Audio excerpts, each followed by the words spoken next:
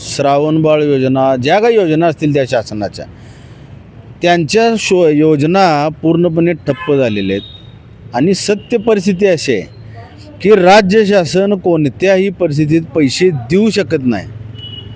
ज्या पद्धतीनं मला वाटतं ह्यांचं महिलांचं कुठली योजना होती, लाडकी बहीण योजना, लाडकी बहीण योजनेचं आज जी फसगत करून ठेवली राज्य शासनानं, ती फसगत आता अखंड महाराष्ट्र राज्यभर झालेली.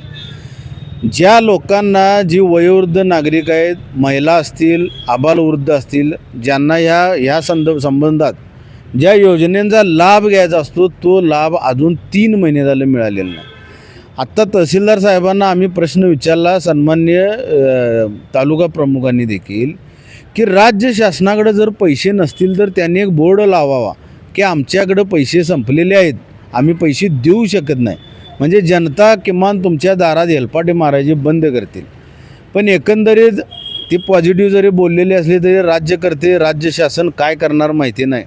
पण मग आमच्या हिशोबानं, शिवसेनेच्या हिशोबानं आम्ही त्यांना एकच सांगितलं की कोणत्याही परिस्थितीत किमान औषधाला तरी त्यांना पैसे मिळावेत याची तातडीनं सोय करावी. अन्यथा आम्ही शिवसेनेकडून लोकवर्गणी गोळा करतो आणि आम्हाला जितकं झेपेल तितक्या लोकांचा आम्ही पैसे भागवतो. आविष्कार इन्फ्रा तुम्हाला देत आहे विविध लोकेशन्सवर NA प्लॉट्स आणि प्राईम फ्लॅट्सचे प्रोजेक्ट्स.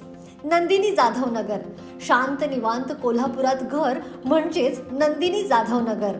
मल्हार रामगिरी, तुमच्या स्वप्नातील बंगल्याची पहिली पायरी. मल्हार रामगिरी हातकणंगले. पॅनोरामा हिल्स आंबा, सह्याद्रीच्या कुशीत निसर्गाच्या सानिध्यात तुमचं स्वतःचं फार्म हाऊस.